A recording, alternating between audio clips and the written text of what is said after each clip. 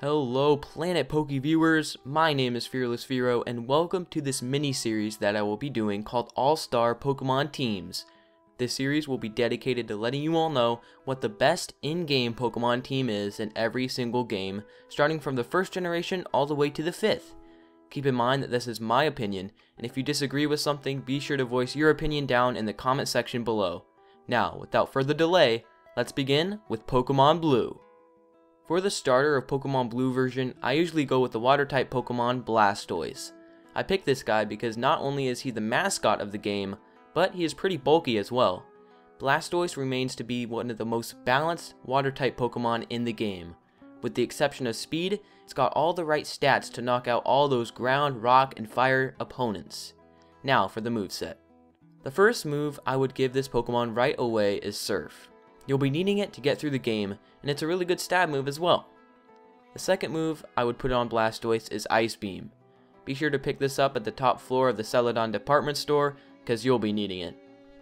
Another option is Blizzard, but I would stick with Ice Beam for accuracy. If you really want that extra power and can deal with missing at times, then Blizzard is a great replacement. Next move is Hydro Pump. This is by far the most powerful water type move in the game, and you gotta admit, it's pretty awesome seeing Blastoise use this move. Blastoise learns it at level 52, so if you don't want to train that high, then Bubble Beam is another viable option. For the next move, I give my Blastoise his signature move, Skull Bash. It's a powerful move, but it takes 2 turns to use it. The second team member is Victreebel. This Pokemon is of the dual type Poison and Grass. I would pick this Pokemon up because you can get it pretty early on in the game, and it will also help you out in the second gym battle against Misty. Now for the moveset. The first move I would be sure to put on this Pokemon would be Razor Leaf. Now keep in mind that this requires that you keep your Weepinbell until level 38 when he learns this move, because Victreebel can't learn it naturally.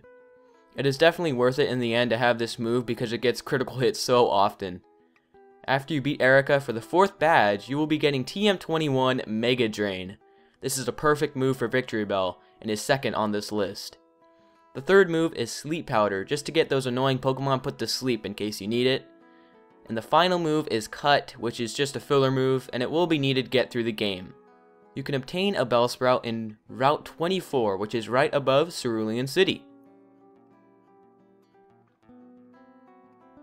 Moving on to the third team member, Dugtrio. Now, if you have access to a trading cable and want to get a Golem, be my guest. But I like my team being unique, and I don't see this guy used that often. Dugtrio packs quite a punch with Earthquake, and is one of the fastest Pokemon in the game. You're going to want to pick this Pokemon up because there are a ton of poison types in this game, and Dugtrio is perfect for wiping them out. The moveset I would put on this Pokemon is the following. The first move being Dig. Diglett learns this move at a fairly low level and is a decent ground type move. Earthquake is the second move. Pick this TM up at the Silphco and teach it to Dugtrio. It is one of the strongest physical type moves and will gain stab as well. The next move I would give Dugtrio is Rock Slide for flying type coverage, and it's just a good move overall. You can get this TM at the top floor of the Celadon department store. The last move is Slash. This is a sort of filler move as well, so yeah, not much else to say about that one. You can obtain a Diglett in the Diglett's Cave to the right of Vermilion City. Be sure to pick one up before you take on Lieutenant Surge for the Thunder Badge. Now for the fourth team member, Jolteon. Now I know there is already a grass type in this team, but you're going to want to pick up an Eevee and evolve it to Jolteon for the first Elite Four member. Trust me, you're going to need him. Jolteon is another one of the fastest Pokemon in the game. It has a great special attack stat and dishes out powerful electric type moves. The first move I would be sure to put on this Pokemon is TM24 Thunderbolt. You can get this TM after you defeat Lieutenant Surge, and it's a great move to have this early on in the game. Another great move to have on this Pokemon is Thunder. You can teach via TM, or you can wait until level 54 when it learns it. Thunder is very powerful and it will ensure a one-hit KO if you need it.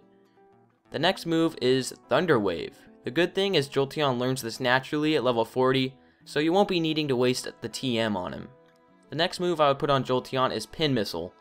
Although this is a physical type move, it is meant to be used on psychic type Pokemon because of how overpowered they are in this generation. The location of Eevee is in Celadon City in a building behind the Pokemon Center.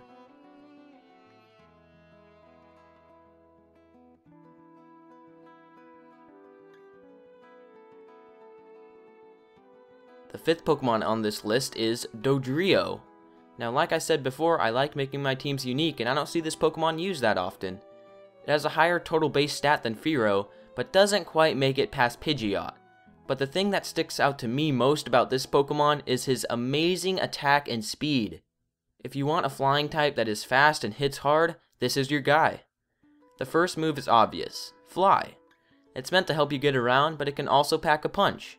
Now, due to the lack of moves this guy can learn, the second move I give this Pokemon is Drill Peck. Again, Dodrio doesn't have many moves to learn, so I guess Drill Peck is just there if you don't really feel like using Fly. The third move I would give this Pokemon is Tri Attack. It learns it at level 45 and it's a pretty decent move. The last move I would give this Pokemon is Toxic. I know it sounds weird, but to be honest, there really isn't much else to give Dodrio, and it's nice to have a fast Pokemon with Toxic. You can catch a Doduo to the left of Celadon City. It's near the house where you get Fly, and you will be needing Cut to access it. Keep that in mind. Now for the last team member, Hitmonlee. No other fighting Pokemon beats Hitmonlee. Hitmonchan may have slightly higher special and defense ratings, but Hitmonlee has got the speed, HP, and attack stats to kick all the other fighting Pokemon out of the ring. The first move I'd give this Pokemon is Double Kick. It has the move when you get him right away, and it's a decent move with a total power of 60, and it's 100% accurate. Jump Kick is the second move I would put on Hitmonlee. With the base power of 100, this move can be devastating. And keep in mind that in Gen 1, the crash damage is only 1 HP. And that brings me up to Hitmonlee's third and most powerful move, High Jump Kick. With a power of 130, this move wreaks havoc. The last move I would put on this Pokemon is Strength. This is just a filler move, and it doesn't get used in battle as much as it does outside of battle. You can obtain a Hitmonlee in the Fighting Dojo right next to Sabrina's gym in Saffron City. I want to thank all of you so much for watching, and before you go, be sure to hit that like button and subscribe to Planet Poke. Also, check out my channel, where I nuzlocke Pokemon games and let's play other assorted Nintendo titles. Once again, thanks for watching, and I'll see you next time.